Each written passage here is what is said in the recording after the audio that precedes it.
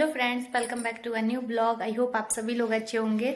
मैं भी ठीक हूँ। कल मेरा ब्लॉग नहीं आया बिकॉज मेरी थोड़ी सी तबीयत ठीक नहीं थी कल, इसलिए मैं फिर ब्लॉग शूट नहीं कर पाई थी अपना, और ना ही आप लोगों तक पहुँचा पाई थी।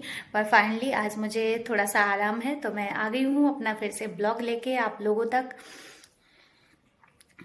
और यहाँ पे देखो, मैं पूरा सजा देती हूँ घर को, और ये लोग हैं कि बिखरा के चला देते हैं। ये देखो सारा सामान यहाँ पे बिखरा पड़ा है, और ये पतिदेव हमारे बैठे हुए हैं, ये बिट्टो रानी बैठी हुई हैं।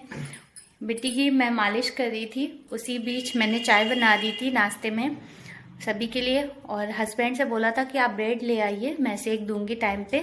पर मैं मालिश कर रही थी, उसी बीच इनका मन कर गया ब्रेड सेकने का, तो इन्होंने किचन में ब्रेड सेकी। और क्या किया है किचन में वो भी मैं आपको दिखाती हूँ चल के, कि इन्होंने कितना आलीशान किचन मेरा बना दिया है, इस समय पे सजा दिया है, जिसको देख के फिर मुझे तो आराम नहीं मिल रहा है। दिखाती हूँ चल के आप लोगों को।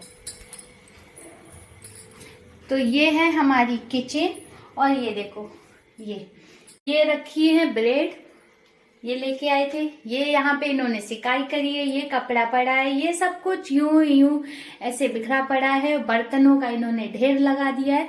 तो मतलब काम करने आते कम है, बिखराने ज्यादा आते हैं।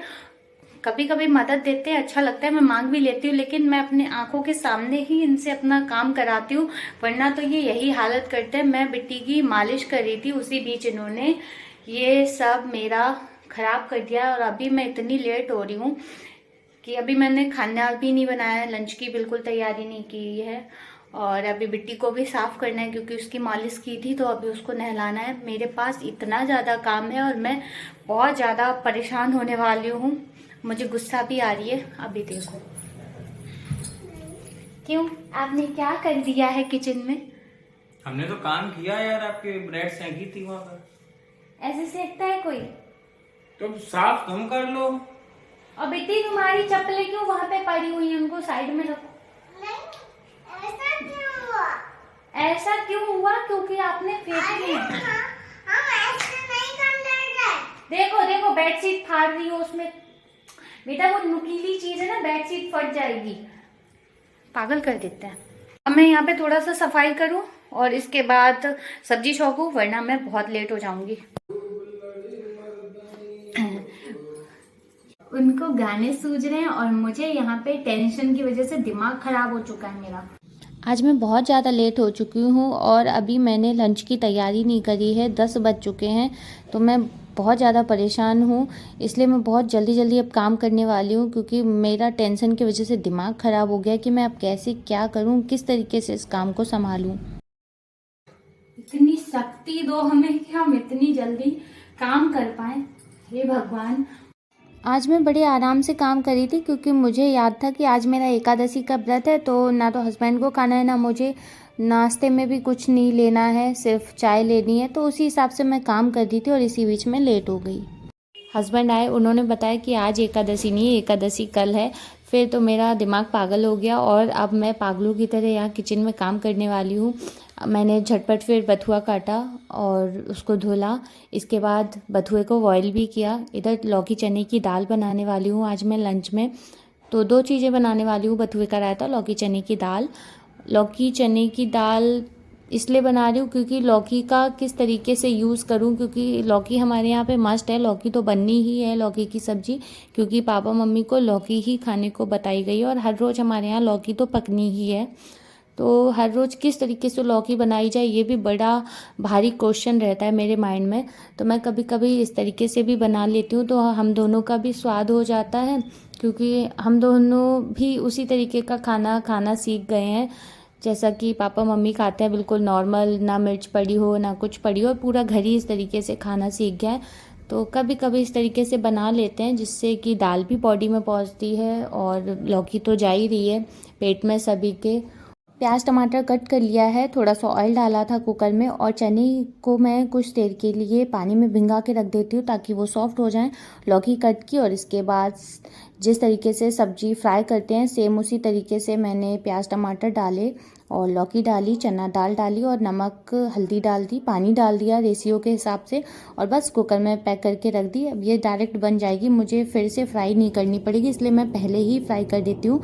और बथुए को मैंने मिक्सर जार में पीस लिया। इसके बाद दही में थोड़ा सा पानी डाल के और पूरा बथुए का पेस्ट जो था वो उसमें मैंने डाल दिया है दही में और इसके बाद अच्छे से मिक्स किया। फिर जीरा से मैंने उसको छौंक दिया है। बथुए का रायता भी बन गया। कुकर में मैं थोड़ा सा सेफ्टी रखती हूँ, जब भी दाल बनाती हूँ तो एक काम ज़रूर करती हूँ, क्योंकि दाल जो है वो बिखरती है, फिर गैस भी सनती है, टाइल्स सनते हैं पूरा एरिया। तो कुकर में जब इस तरीके से सीटियाँ आती हैं तो मैं उस समय एक कपड़ा इस तरीके से लपेट देती हूँ, ताकि कुकर की जो भी गंदगी है, जो बाहर पानी निकलेगा वो गैस में नहीं छिटकेगा। जितना भी पानी निकलेगा वो उस कपड़े में सोख कर लेगा। तो दाल को मैंने गैस पे रखा, छोड़ दिया और उसको पकने देते हैं। इसी बीच मैं थोड़ा सा टाइम निकाल के गुड़िया रानी को भी तैयार कर देती हूँ। सर्दी बहुत है तो धूप में ही बैठाल के उसको तैयार करती हूँ, ताकि उसी बीच उसको थोड़ी सी धूप भी लग जाएगी।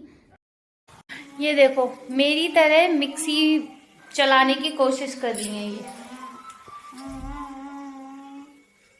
नीचे केतली रखी हुई है और उसके ऊपर ये इन्होंने जार रख लिया है। केतली को ये मिक्सर बनाए हुए हैं और ऊपर से ये जार चल रहा है। तो क्या पक रहा है इसमें? मिर्ची। मिर्ची पिस रही है। तुम्ही को खिलाएंगे मिर्ची? हम खाएंगे अपने। हाँ ठीक है, खाना। तो मेरी बेटी ना टैलेंट की खदान है पूरी, कुछ ना कुछ यूनिक करती रहती है। कभी बिल्डिंग बनाती है सिरपों से, तो आज ये मिक्सर बनाए हुए हैं और अपनी ये चटनी इसमें पीस रही है। दूध लाएं आपके लिए? हाँ लाओ। ठीक है, अभी लाते हैं। दूध गर्म होने को रख दिया और बिट्टी को अभी देनी है मेडिसिन मॉर्निंग वाली। मैं तो भूल जाती हूँ इतने सारे कामों में, और जब मैं बिट्टी को मेडिसिन देती हूँ फिर इसका मुंह देखने लायक होता है। इस तरीके से करती है। फिर कुछ देर बाद मैंने फिर इसको मिल्क भी दे दिया, क्योंकि मेडिसिन की थोड़ी देर बाद ही दूध देना होता है। दूध दे दिया और अब चलते हैं रायते में तड़का लगाने। और चना दाल अभी पकी दी है, क्योंकि चना होते हैं तो वो बहुत जल्दी सॉफ्ट नहीं हो पाते, पक नहीं पाते, इसलिए थोड़ा सा टाइम ले लेते हैं पकने में।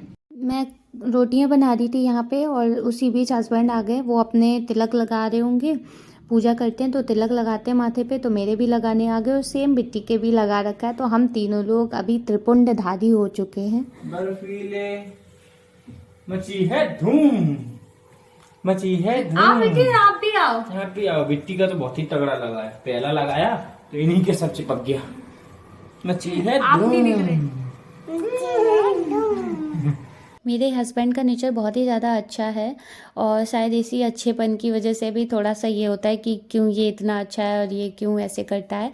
बट वाकई मेरे हस्बैंड बहुत ही अच्छे हैं, बिल्कुल भी खड़ूस नेचर के नहीं हैं। अगर वो इस तरीके के होते तो शायद मेरा रहना मुश्किल हो जाता।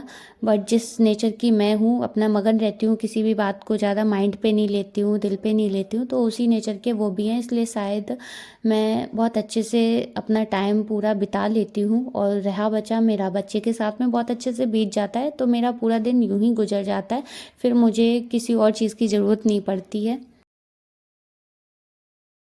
मैंने कंबल उस दिन संभाल के रख दिया था कि अभी इतनी ज़्यादा सर्दी नहीं है, तो धूप दिखा के मैंने बाकायदा इसमें रख दिया था।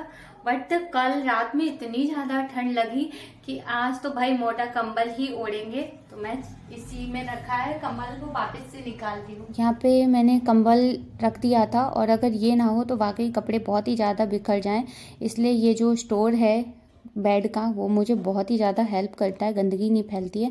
तब भी सर्दियों में काफ़ी ज़्यादा मात्रा में कपड़े फैल ही जाते हैं और सूखने में नहीं आते, क्योंकि इतने ज़्यादा कपड़े मोटे होते हैं वूलन कपड़े, और एक तो पहनना नहीं होता है वूलन कपड़े, 4 पहने जाते हैं एक साथ, तो उसी बीच बहुत ज़्यादा कपड़े फैल जाते हैं। और मैंने तो अभी ज़्यादा नहीं निकाले हैं, बिट्टी मेरी पहनने लगी है 4-5 जोड़ी एक साथ, तो बहुत ज़्यादा वूलन कपड़े हो जाते हैं, जिनको बारी बारी से देखना पड़ता है कौन से सूखे कौन से गीले, और फिर बारी बारी से उनको फोल्ड भी करना पड़ता है। तो पूरा दिन इसी में निकलता रहता है मेरा। और अब चलते हैं किचन में। सब्जी पक चुकी है तो अब धनिया कट करते हैं और इसके बाद सबको खाना सर्व करते हैं। बच्चा तो बच्चा, हस्बैंड भी कम परेशान नहीं करते। मेरा पूरा काम यहाँ पे हो गया है, बस खाना सर्व करने को बचा है। तब जाके अब इनको याद आई है, क्योंकि मैं काफ़ी टाइम से बोल रही थी कि यहाँ पे थोड़ी सी कितनी हो लाइटिंग सकती अच्छी है? कर दो, लाइटिंग। तो ये जाके स्ट्रीट लाइट उठा के लेके आए, क्योंकि ख़राब हो गई होगी खंबे की, तो इन्होंने उतरवाई थी सही कराने को कि नहीं लगेगी। तो ये सही हो अब गई देखो है, उसमें आई। तो उसी को यहाँ पे फिट कर रहे, कह रहे अब तुम्हारे लिए यही लाइट लगाऊंगा। और ये देखो यहाँ पे, ये हमारा हमेशा मेरे साथ खेल ही करते हैं।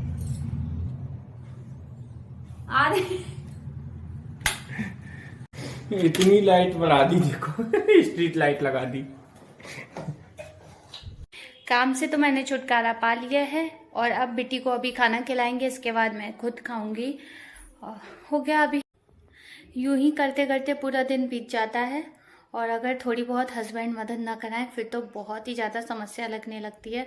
और जब कभी मैं लेट होती हूँ तो वो इतने अच्छे हैं कि मेरी बहुत ही हेल्प कर देते हैं, यहाँ तक कि बच्चे को भी बहुत अच्छे से संभाल लेते हैं। तो मेरा काम करना आसान हो जाता है, फिर दुनिया कुछ भी कहे। चलिए मिलते हैं नेक्स्ट ब्लॉग में। प्लीज़ मेरे ब्लॉग को सपोर्ट करिएगा आप लोग, और ज़्यादा से ज़्यादा लाइक करें, शेयर करें, सब्सक्राइब करें। नए हैं तो बेल आइकन प्रेस करना ना भूलें, और सब्सक्राइब जरूर करें ताकि मेरे सभी वीडियो आप तक सबसे पहले पहुँचे।